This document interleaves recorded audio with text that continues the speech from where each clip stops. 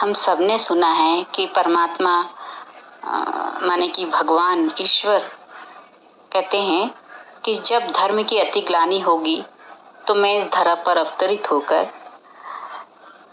एक धर्म की स्थापना करूंगा। तो परमात्मा कब आते हैं? जब कलयुग और सतयुग के बीच का जो थोड़ा सा समय बचा होता है, मतलब कलयुग का अंत और सतयुग की शुरुआत होनी होती है। कलयुग माने अधर्म की दुनिया, पाप की दुनिया, पतित दुनिया, विकारों की दुनिया। तो जब अति हो जाती है, धर्म अधर्म में बदल जाता है, विकारों की अति हो जाती है, जैसे कि हम सभी देख रहे हैं ना कि कलयुग में स्थिति क्या है। तो जब जब धर्म की अति ग्लानि होती है, माने कि जब न धर्म के बारे में मालूम होता है और न ही उस ईश्वर, उस परम शक्ति के बारे में मालूम होता है। याद तो सब करते हैं, लेकिन वो कौन है, उसका कर्तव्य क्या है, ये नहीं जब मालूम होता है और अज्ञानता रूपी अंधकार बढ़ता ही जा रहा है, तब पाप बहुत बढ़ जाते हैं ना, विकारी दृष्टि लोगों की हो जाती है, कर्म विकर्म बन जाते हैं। तो इसे ही कहेंगे कलयुग। तो परमात्मा फिर ऐसे ही समय पे जब अति हो जाती है, पाप की पतित दुनिया हो जाती, माने विकारों की अति हो जाती, तब परमात्मा आकर मनुष्य आत्मा में दैवी गुणों की धारणा कराते हैं, ज्ञान देते हैं परमात्मा और सतयुगी सृष्टि की स्थापना करते हैं। तो जो मनुष्य आत्माएं भगवान के ऊपर थोड़ा बहुत भी भरोसा करती हैं, भगवान को मानती हैं, तो वो भगवान के ज्ञान को भी सुनती हैं और उसको भी मानती हैं, भगवान के ज्ञान को भी मानती हैं और फिर उस ज्ञान के, जिसे श्रीमत भी कह सकते हैं, ज्ञान के आधार पर चलकर अपने जीवन को परिवर्तित करती, अपने संस्कारों को परिवर्तन करती है और संस्कार परिवर्तन होते ही संसार बदल जाता है, माने कलयुग से सतयुग आ जाता है। तो प्रकृति भी ऐसे समय में अपना काम करती है।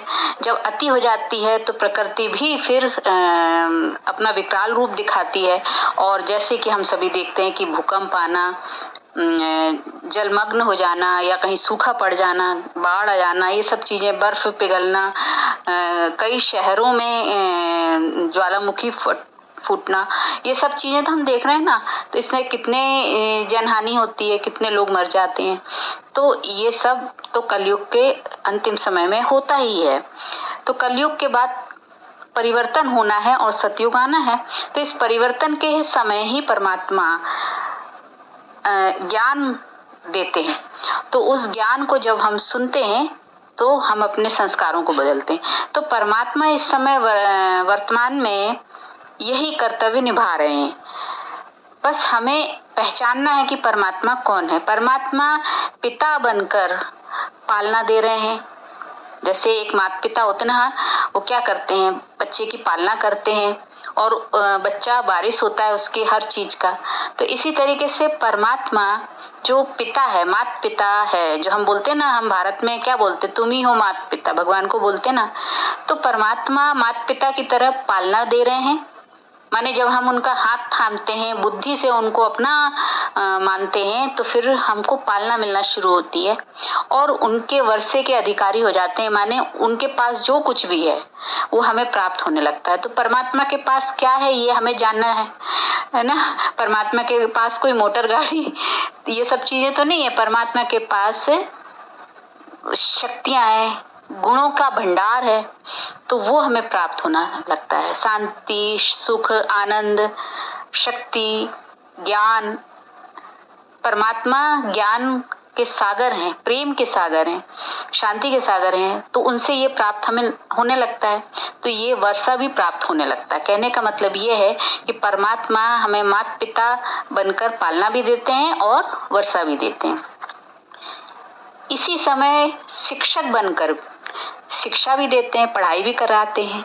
तो आध्यात्मिक पढ़ाई जो होती है, स्पिरिचुअल नॉलेज, गीता ज्ञान, परमात्मा ही देते हैं।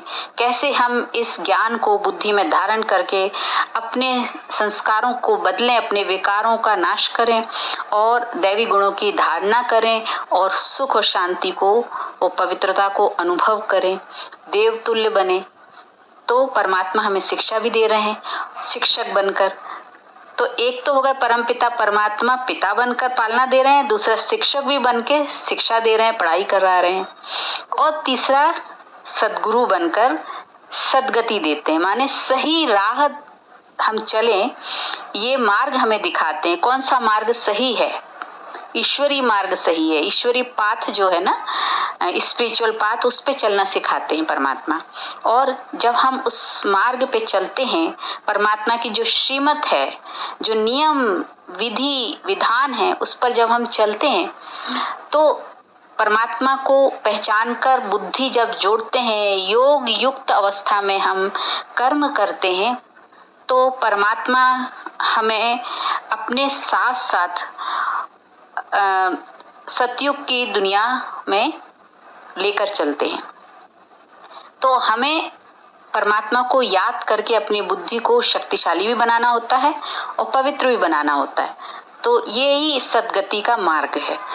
तो परमात्मा सद्गुरु बनकर हमें सद्गति भी देते हैं और युक्तियां बताते हैं कि कैसे हम अपने जीवन को जीने लायक बनाएं, अच्छा बनाएं, विशेष बनाएं, श्रेष्ठ कर्म करें। कैसे हम अपने अंदर से दुखों को खत्म करें और सुख का अनुभव करें, अपने ऊपर रहम करें। तो ये युक्तियां, ये जो तरीके हैं, वो परमात्मा हमें वरदानों के रूप में समझाते हैं। जब ज्ञान देते हैं तो हमें वरदान भी देते हैं। तो भगवान कहते हैं ना, परमात्मा कहते हैं बच्चे सर्वशक्तिमान भव, बच्चे मास्टर सर्वशक्तिमान भव बोलते हैं। तो हम कोई फिर समझाते भी कि कैसे मास्टर सर्वशक्तिवान बनना है। तो ये जो वरदान देते हैं ना, ये सद्गुरु बन के ही देते हैं। तो इस तरीके से परमपिता परमात्मा माता पिता बनकर हमें पालना कर रहे हैं, शिक्षक बनकर पढ़ा रहे हैं और सद्गुरु बनकर हमें वरदान दे रहे हैं, ताकि हम जीवन को सफल कर सकें, सफलता मूर्त बन सके, है ना। तो जीवन हमारा सुखमय हो जाए और सुखमय संसार की हम रचना कर सकें, सिद्धि स्वरूप बन जाए। जो हम संकल्प करें उसे प्राप्त कर सकें, जो भी हम चाहते हैं वो हम प्राप्त कर सकें, जो भी श्रेष्ठ है, हमारे जीवन को श्रेष्ठ बनाता है, वो प्राप्त हम कर सकें। तो ये परमात्मा ही सिखाते हैं। तो वर्तमान में संगम युग, माने कि कलयुग और सतयुग के बीच का जो थोड़ा सा समय होता है उसे कहते हैं संगम युग। तो हम सभी संगम पुरुषोत्तम संगम युग जो कहते हैं ना, तो उसका अर्थ ये है कि पुरुष माने आत्मा, आत्मा को उत्तम बनाने का जो समय होता है उसे ही कहते हैं संगम युग। जब आत्मा और परमात्मा का मिलन होता है, परमात्मा आत्माओं से मिलकर उनको पिता की तरफ पालना दे रहे हैं, शिक्षक बनकर पढ़ा रहे हैं और सद्गुरु बनकर सही राह दिखा रहे हैं। तो परमात्मा वर्तमान में अपने इसी रोल को प्ले कर रहे हैं। ओम शांति।